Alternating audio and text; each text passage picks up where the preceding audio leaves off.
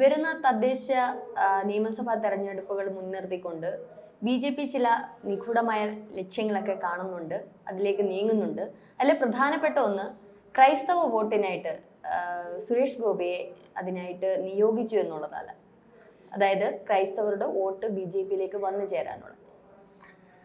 ഭാരതീയ ജനതാ പാർട്ടിയെ സംബന്ധിച്ചിടത്തോളം ഒരു നിയമസഭാ സീറ്റിൽ അല്ലെങ്കിൽ ലോക്സഭാ സീറ്റിൽ വിജയിച്ചു വരണം എങ്കിൽ ഒരു ട്രഡീഷണൽ ഹിന്ദു വോട്ട് ബേസ് കൊണ്ട് മാത്രം സാധിക്കില്ല. കാരണം കേരളത്തിൻ്റെ ജനസംഖ്യയുടെ 26% അല്ലെങ്കിൽ 27% മുസ്ലിം ജനസംഖ്യയാണ്, മറ്റൊരു 18% ക്രിസ്ത്യൻ ജനസംഖ്യയാണ്. അപ്പോൾ 48% ഈ ക്രൈസ്തവ ഇസ്ലാമിക ജനവിഭാഗങ്ങളുള്ള ഒരു സംസ്ഥാനത്തെ കേവലം 50 മുതൽ 54% വരെ മാത്രമുള്ള ഹൈന്ദവ ഏകീകരണം നടന്നാൽ പോലും ജയിച്ചു വരാനുള്ള സാധ്യത കുറവാണ്. അങ്ങനെയെങ്കിൽ BJPക്ക് ഒരു ഗുഡ് വിൽ ഫാക്ടറിനെ, സപ്പോർട്ട് ഫാക്ടറിനെ വോട്ടായും സീറ്റായും മാറ്റിയെടുക്കണമെങ്കിൽ ഏതെങ്കിലും ഒരു ന്യൂനപക്ഷ സമുദായത്തിൻ്റെ പിൻബലം ആവശ്യമാണ്. എൻ ബ്ലോക്ക് പിൻബലം കിട്ടില്ല. കാരണം പരമ്പരാഗതമായി ഈ ന്യൂനപക്ഷങ്ങൾ ഒന്നുകിൽ UDF അല്ലെങ്കിൽ LDF അല്ലെങ്കിൽ 2 പാർട്ടികളിലുമായി ചിതറി നിൽക്കുകയാണ്. ഇവിടെ മുസ്ലിം ജനസാമാന്യത്തിൽ നിന്ന് കാര്യമായ പിന്തുണ BJPക്ക് ചരിത്രപരമായി പ്രതീക്ഷിക്കാൻ കഴിഞ്ഞിട്ടില്ല. ഇപ്പോഴും ഏതാണ്ട് അതേ രീതിയിൽ തന്നെയാണ്. അപ്പോൾ അങ്ങനെ വരുമ്പോൾ ഒരു 26% മാറ്റി നിർത്തി ബാക്കിയുള്ള 74% നിന്ന് വേണം ലഭിക്കേണ്ട ഒരു ത്രികോണ മത്സരത്തിൽ പോലും ഒരു 35 മുതൽ 40% വരെ വോട്ട് ലഭിച്ചെങ്കിൽ മാത്രമേ ഉറപ്പായും വിജയിച്ച് വരാനാവൂ. അങ്ങനെയെങ്കിൽ പിന്നെയുള്ള ഏക വഴി ക്രൈസ്തവ ന്യൂനപക്ഷങ്ങളുടെ ഇടയിൽ വേരോട്ടമുണ്ടാക്കുക എന്നതാണ് BJPക്ക് ചെയ്യാവുന്ന ഏറ്റവും കരണീയമായ കാര്യം. ഇപ്പോൾ ക്രൈസ്തവ സമുദായം വിവിധ വിഭാഗങ്ങളായി വിഘടിച്ച് നിൽക്കുകയാണ്. ആകെയുള്ള ക്രൈസ്തവ ജനസംഖ്യയിൽ ഏതാണ്ട് 50% കത്തോലിക്ക സമുദായമാണ്. കത്തോലിക്ക സമുദായത്തിന് തന്നെ 3 അവാന്തര വിഭാഗങ്ങൾ: zero Malabar church, Syrian Malabar വിഭാഗം, സീറോ മലങ്കര ചർച്ച്, അതുപോലെ തന്നെ ലത്തീൻ വിഭാഗങ്ങൾ. ഈ 3 വിഭാഗങ്ങളുടെയും താല്പര്യങ്ങളും സ്വല്പം വ്യത്യസ്തമാണ്. അതുപോലെ നോൺ കാത്തലിക് വിഭാഗങ്ങൾ, എപ്പിസ്കോപ്പൽ വിഭാഗങ്ങളുണ്ട്, അതുപോലെ പുതിയ പെന്തിക്കോസ്റ്റൽ ബ്രദറൻ ഇങ്ങനെയുള്ള വിഭാഗങ്ങൾ, പ്രൊട്ടസ്റ്റൻ്റ് വിഭാഗങ്ങളുണ്ട്, മർത്തോമ, യാക്കോബായ, ഓർത്തഡോക്സ്, അങ്ങനെയൊക്കെയുള്ള വിവിധ വിഭാഗങ്ങൾ. ഇതെല്ലാം തന്നെ വെവ്വേറെ കാണേണ്ട കാര്യങ്ങളാണ്. അപ്പോൾ ക്രൈസ്തവ വിഭാഗമെന്ന് പറഞ്ഞാൽ ഒരൊറ്റ മോണോലിത്തിക് ഒരു ഗ്രൂപ്പ് അല്ല കേരളത്തിലെന്ന് ഓർക്കണം. അപ്പോൾ എല്ലാ വിഭാഗങ്ങൾക്കും സ്വീകാര്യനാകുന്ന ഒരു BJP മുഖം, അത് സത്യത്തിൽ വലിയ ബുദ്ധിമുട്ടാണ് കണ്ടെത്താൻ.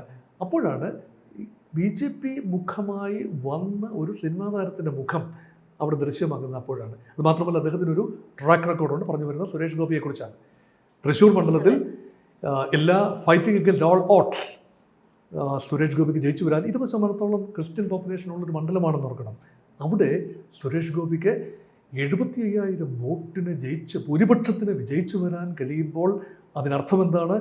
ക്രിസ്ത്യൻ വോട്ടർമാരുടെ ഒരു നല്ല പങ്ക് BJPക്ക് അനുകൂലമായി താമര ചിഹ്നത്തിൽ സുരേഷ് ഗോപിക്ക് വോട്ട് ചെയ്തു എന്ന് തന്നെയാണ് അർത്ഥം.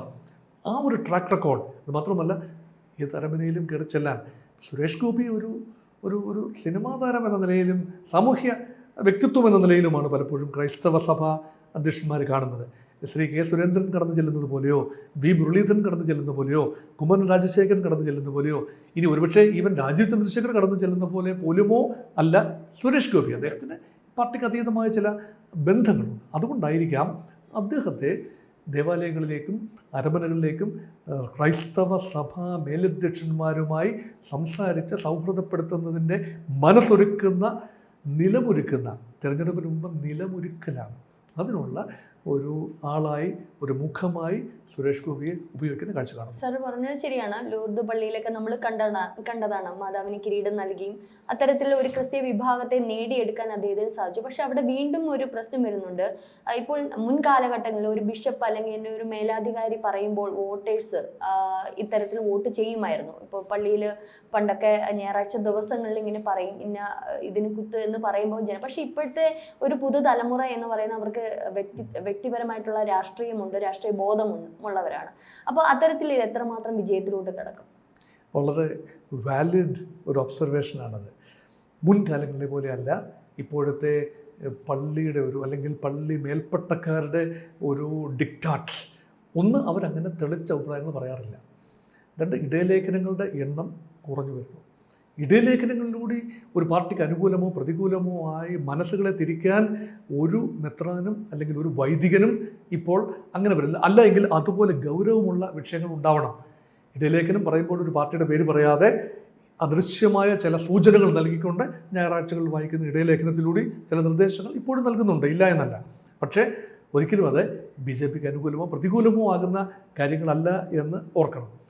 ക്രൈസ്തവ സഭ അംഗങ്ങൾക്ക് ബുദ്ധിമുട്ടുണ്ടാകുന്ന പല കാര്യങ്ങളും ജബൽപൂരിൽ ഈ അടുത്ത സമയത്ത് നടന്ന ഒരു ചെറിയ സംഘർഷം, അതുപോലെ മണിപ്പൂരിൽ ഉണ്ടായ സംഘർഷം, ഇവിടെയൊക്കെ ക്രൈസ്തവ സമുദായത്തിൻ്റെ മനസ്സിനെ ചെറിയ തോതിൽ മുറിവേറ്റു. അതെത്രത്തോളം ഉണക്കാൻ സാധിക്കുന്നു, എത്രത്തോളം അതിനെ ഒന്ന് സംശീകരിച്ചു പോകുന്നു എന്നത് വളരെ പ്രധാനപ്പെട്ട കാര്യമാണ്. ഒരു വിഭാഗം ക്രൈസ്തവർക്ക് അത് വളരെ പ്രധാനപ്പെട്ട കാര്യമാണ്. പക്ഷേ മറ്റൊരു വിഭാഗം ക്രൈസ്തവരുണ്ട്, അതൊരു എല്ലാ ചർച്ചിലുമായി ചിതറിക്കിടക്കുന്ന ന്യൂ ജെൻ ആളുകളാണ്. അവരൊക്കെ മെത്രാൻ പറയുന്നതോ പള്ളി പറയുന്നതോ പട്ടക്കാർ പറയുന്നതോ അനുസരിച്ചല്ല അവരുടെ രാഷ്ട്രീയ ഇച്ഛാശക്തി വോട്ടിൻ്റെ രൂപത്തിൽ പ്രകടിപ്പിക്കുന്നത്. അതുകൊണ്ട് അവരെ നേരിട്ട് ഡീൽ ചെയ്യാൻ കഴിയുന്ന രീതിയിൽ മൂന്ന് പാർട്ടികൾക്കും, CPM-നും കോൺഗ്രസിനും BJPക്കും കഴിയണം. അതിന് BJPക്ക് ഒരു ഫ്രഷ്നെസ് ഉണ്ട്. കാരണം കേരളത്തിലൊരു അവസരം നാളിതുവരെ ലഭിച്ചിട്ടില്ലാത്ത കക്ഷി എന്ന നിലയിൽ. അതുമാത്രമല്ല, വികസനം എന്നതൊരു വലിയ അജണ്ടയായി വരികയാണ്. രാജീവ് ചന്ദ്രശേഖർ സംസ്ഥാന പ്രസിഡന്റ് ആയതിനു ശേഷം പറഞ്ഞ കൂടുതൽ കാര്യങ്ങളും വികസനത്തെക്കുറിച്ചാണ്, അല്ലാതെ ഗ്രൂപ്പ് രാഷ്ട്രീയത്തെക്കുറിച്ചോ പടലപിണക്കങ്ങളെക്കുറിച്ചോ വർഗീയതയെക്കുറിച്ചോ ഒന്നും തന്നെയല്ല. അപ്പം അതുകൊണ്ട് വികസനം ആഗ്രഹിക്കുന്ന ഒരു വിഭാഗം ആളുകളുണ്ട്. അവരൊരു പക്ഷേ അന്ധമായ BJP വിരോധമോ അന്ധമായ ഏതെങ്കിലും പാർട്ടിയുടെ പിന്തുണയോ ഇല്ലാത്തൊരു വിഭാഗമുണ്ട്. അവരിലേക്ക് ഇറങ്ങിച്ചെല്ലാൻ ഒരുപക്ഷെ സുരേഷ് ഗോപിയെ പോലെയുള്ള മുഖങ്ങൾ കഴിയും. പക്ഷേ സുരേഷ് ഗോപി, എൻ്റെ വ്യക്തിപരമായ അഭിപ്രായം, സുരേഷ് ഗോപി ഓൾറെഡി സുരേഷ് ഗോപിയുടെ ഗ്ലാമറോ കാരിസ്മയോ ഗുഡ്വില്ലോ ഓൾറെഡി BJP ക്യാപിറ്റലൈസ് ചെയ്ത് കഴിഞ്ഞു. അതുകൊണ്ട് ആ ഫ്രഷ്നെസ് ഇപ്പോഴില്ല. തൃശ്ശൂർ വിജയിച്ച് കഴിഞ്ഞ സുരേഷ് ഗോപി അല്ല മുൻപിലുള്ള സുരേഷ് ഗോപി. അതുകൊണ്ട് ഒരിക്കൽ പലിശ എടുത്തു കഴിഞ്ഞ ഒരു മുതലിന് വീണ്ടും അതേ പലിശ എടുക്കാൻ സാധിക്കുമോ എന്ന ഒരു വലിയ ചോദ്യമുണ്ട്. അതുകൊണ്ട് സുരേഷ് ഗോപി എന്ന് പറയുന്നത് രണ്ട് തലയുള്ള ഒരു വാളാണ്. മാത്രമല്ല സുരേഷ് ഗോപിക്ക് ഏത് ലിമിറ്റ് സെറ്റ് ചെയ്യാൻ അറിയാമോ എന്ന ഒരു സന്തുലിതമായ ഒരു മനോനിലയും സന്തുലിതമായ ഒരു ഡിപ്ലോമസിയും സഹജമായ ഒരു ശാന്തതയും ഒക്കെ പലപ്പോഴും ആവശ്യമാകുന്ന ഘട്ടത്തിൽ ചില പ്രസ്താവനകൾ തിരിഞ്ഞു കുത്താനും സാധ്യതയുണ്ട്. അതുകൊണ്ട് രണ്ട് തലയുള്ളൊരു വാള് തന്നെയാണ് BJPയെ സംബന്ധിച്ചിടത്തോളം സുരേഷ് ഗോപി. UDF എന്ന് പറയുമ്പോൾ ക്രിസ്ത്യാനികളുടെ രാഷ്ട്രീയം എന്ന് പറയുമ്പോൾ UDF എന്നായിരുന്നു ഒരു കാലഘട്ടത്തിൽ പറഞ്ഞിരുന്നത്. അപ്പോൾ ഇപ്പോഴും അത് പിന്തുടരുന്ന തലമുറ ഉള്ളവരുണ്ട്. അപ്പോൾ അത്തരത്തിൽ UDFന് ക്രിസ്ത്യാനികളെ അവരുടെ വോട്ടുകൾ നേടിയെടുക്കാൻ പറ്റാത്ത തരത്തിലേക്ക് പോയിക്കൊണ്ടിരിക്കുകയാണ്. അപ്പോൾ ഇപ്പോൾ BJPയുടെ ഒരു വളർച്ച, കേരളത്തിലേക്കുള്ള ഒരു ആധിപത്യം, അത് UDFന് ഒരു തകർച്ച തന്നെയാണ്. അപ്പോൾ ഈ ഒരു ക്രിസ്ത്യാനികളാണ് ക്രിസ്ത്യാനികളുടെ രാഷ്ട്രീയം എന്ന് പറയുന്ന UDF ആണ്. അത് മാറാൻ സാധ്യതയുണ്ടോ?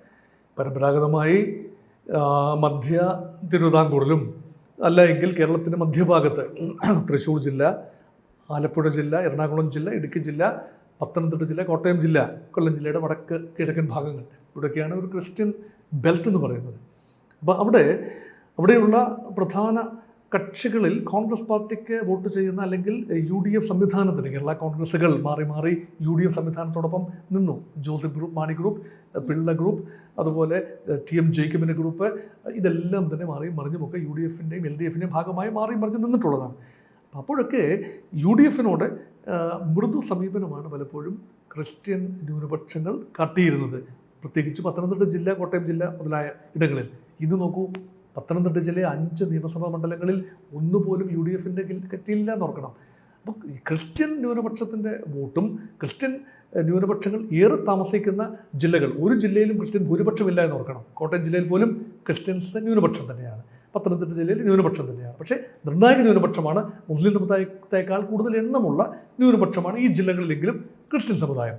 അവിടെ ക്രിസ്ത്യൻ വോട്ടുകൾ മുൻപത്തെ പോലെ UDFന് സ്വാംശീകരിക്കാൻ കഴിയുന്നില്ല. അതിൻ്റെ ഒരു ചെറിയ പങ്ക് BJPയിലേക്ക് പോകും, ഒരു ചെറിയ പങ്ക് LDFിലേക്ക് പോകുന്നുണ്ട്, ഇല്ലെന്ന് പറയാനാക്കില്ല. പക്ഷേ ആൻറ്റി ഇൻകംബൻസി ഒരു റിയാലിറ്റിയാണ്.